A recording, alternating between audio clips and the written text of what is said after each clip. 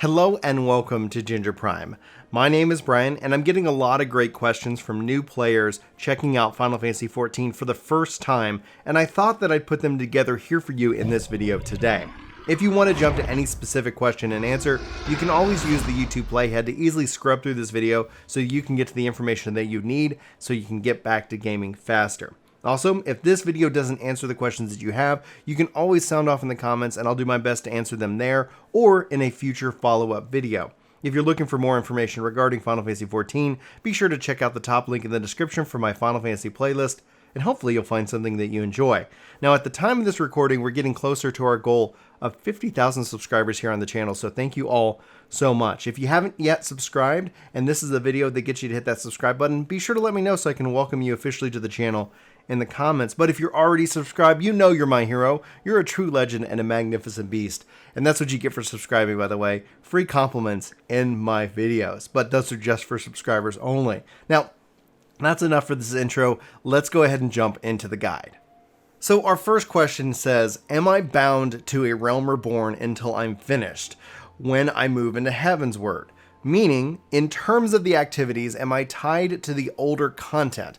And to answer that question, it's probably best to kind of highlight New Game Plus, and I'll show you guys here how to unlock it. Final Fantasy XIV is a chaptered or a saga.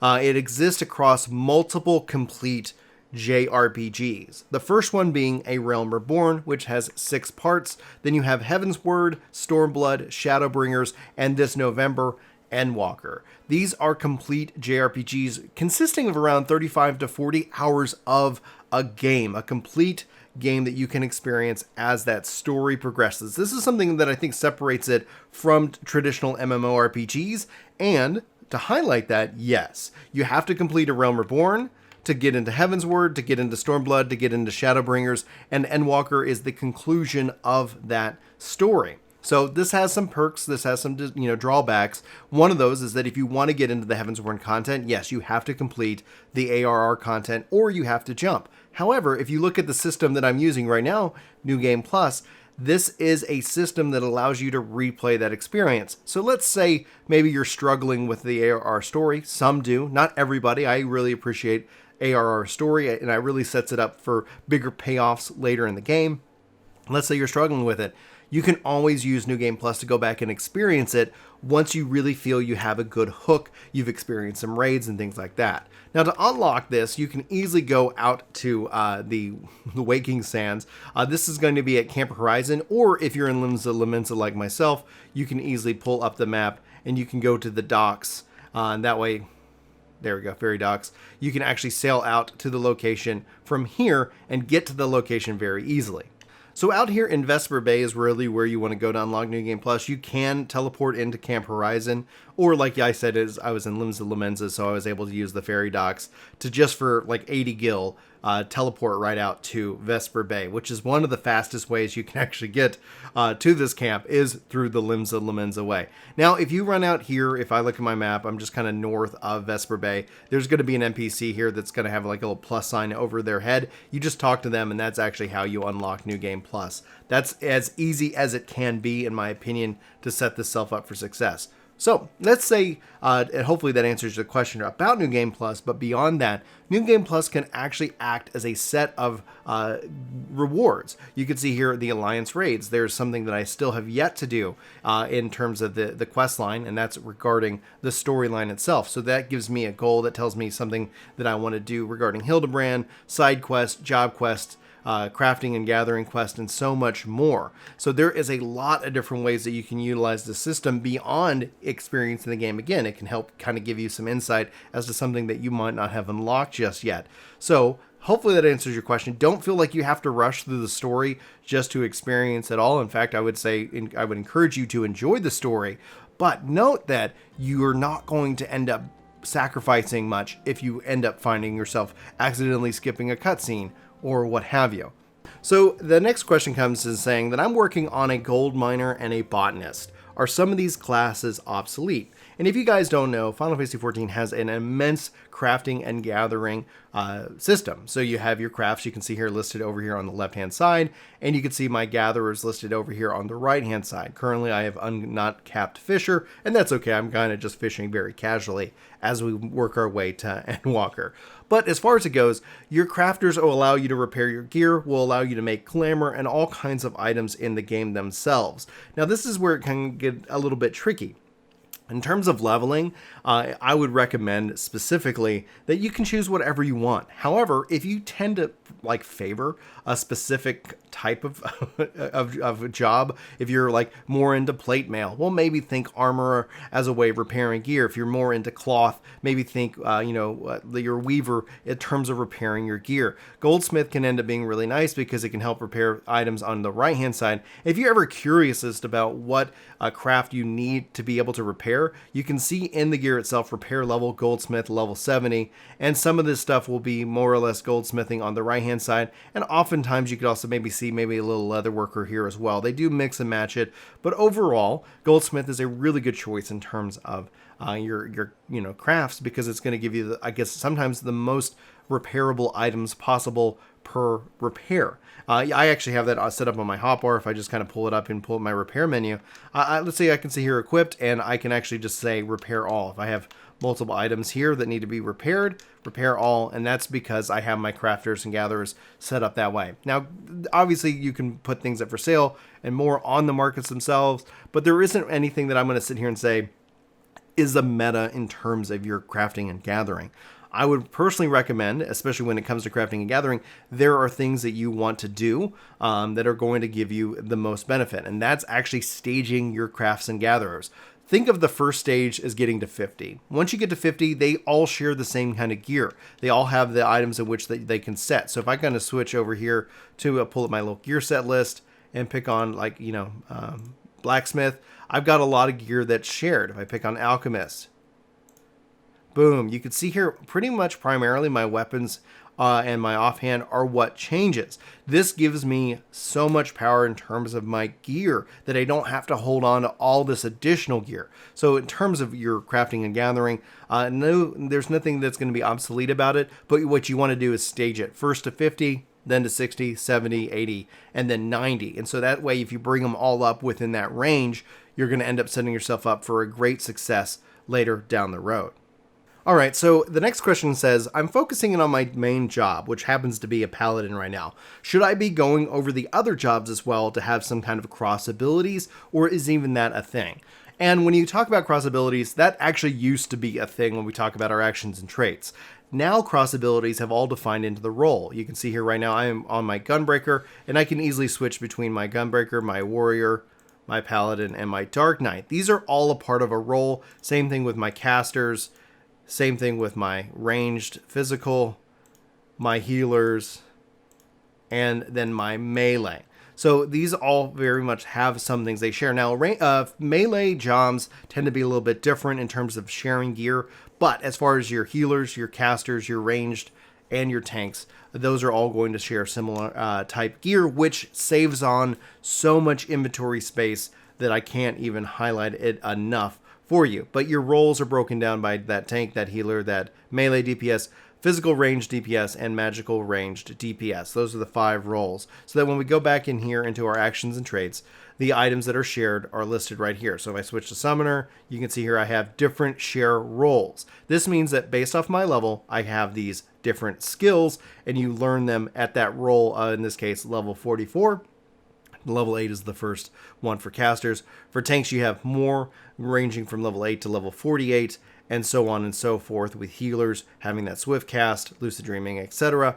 And those are equipable across all that range. So those are the only things that technically cross over. Now, in terms of leveling, when you think about it in that same kind of vein, similar advice when it comes to kind of your overall level for the jobs themselves. What I would recommend, though, is that especially if it's your first playthrough, you're going to get additional experience bonuses for any job that you have that is below your highest level job. So as you have a higher level job, you're going to get bonuses. So let's say you get to level 50. Anything below level 50 is going to get that additional bonus, and that goes up. but it's only based off of your highest level. So once you cross over into 51, that's now your highest level, and anything 51 and below would get that bonus. Now, you can do some staging here, but what we tend to see, just from the numbers and our conversations with those in the community who do leave the game, is that from 30 to 50 or 30 to 49 tends to be a time where a lot of people go and just change their jobs.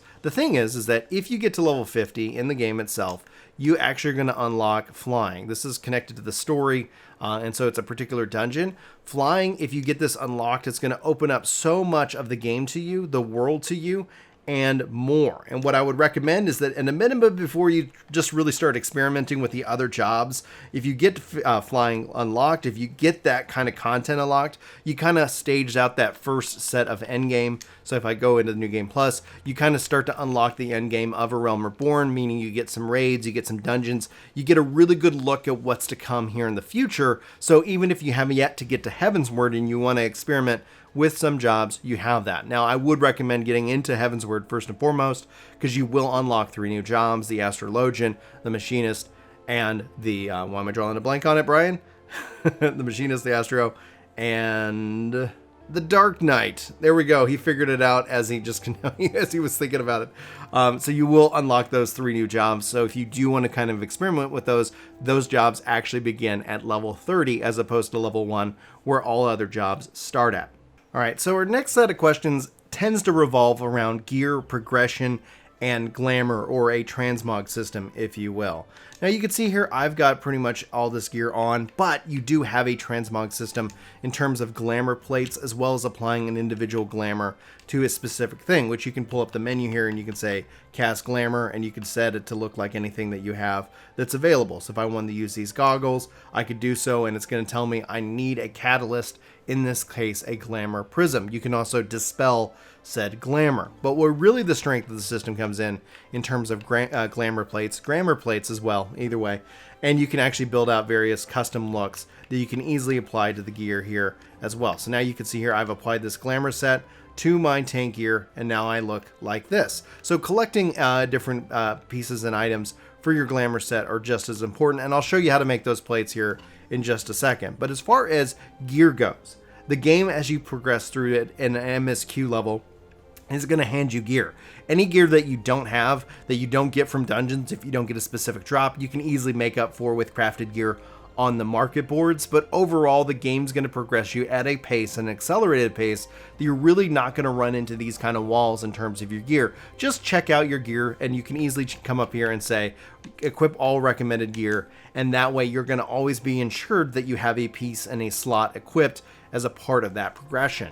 I'm not going to get into much detail into it now, because honestly, the game is just going to feed itself what you need to you. And if you want to increase your power slightly, it's not as dramatically important overall as it looks. But at level 15, you can actually equip you actually unlock the glamour system, so you can go find one of those plus quests to do so. They have them in different locations. We're not going to go through that unlock here, because what I want to focus in on more is the glamour dresser. The unlock will happen.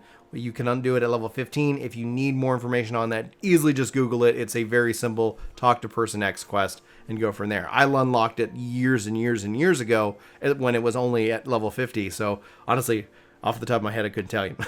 So anyway, glamour plates. You can go to your end room and you can talk to your glamour dresser. This will allow you to actually deposit items into your glamour dresser, and from here you can edit your glamour plates. So your plates, in this case, you have several items here, and I can find a blank plate in which that I can start equipping different items that I can give myself a very specific look and feel if I do desire that look and feel overall with it. So just feel free to kind of play around with the head, the body. Ooh, that looks pretty cool. And you can build out yourself a set of glamour. That way you ultimately have the look and feel that you need. Any slot that you do not have equipped will not have any glamour applied to it. So I can hit save, and I can save that current plate. And if I want to equip that plate, character plates, tab to the right, appropriate plate itself, apply, and go from there. Now you can see here it's applied the hat, because that particular piece of gear doesn't work with the class that I have equipped. So you actually have a little bit of flexibility if you overall don't want to just apply one thing over the other thing. So there you go. I got a nice little cool hat, and it did not override my piece of gear. If you're curious as to the glamour plate itself and what you want to do, there we go. Edit glamour plates. You'll see here that it's got the red X, meaning I cannot equip it. This is black mage only. So if I apply this look to a black mage, that's going to have where that fit applies with the hat and more. Otherwise, I can easily just kind of dispel it and remove it from the plate itself and just have a plate that has just the hat applied. So hopefully that is a help, that this has been informal information that you need, and that this has been a good video for you guys. If you enjoyed it, hit that like button, subscribe, share, and save or clip. One of the two here at the channel. If you're interested in going above and beyond, I do have a membership option here at the channel itself. It supports me and my family directly. Starts at $1, or if you have Amazon Prime and you want to support the content for free, you can always use the Twitch link and go drop a Amazon Prime sub over on Work to Game or on anybody over there. If you do have Twitch Prime or Amazon Prime, you do have a free Twitch sub that you can drop on any content creator that you like and appreciate. So just be sure to be doing that somewhere over there on Twitch. Give away that Bezos money each and every month that you have that opportunity. Anyway, that's going to wrap up for this video. Thank you all so much for watching. Hopefully you have a fantastic day, and I hopefully will see you in my next video. But until then, take care.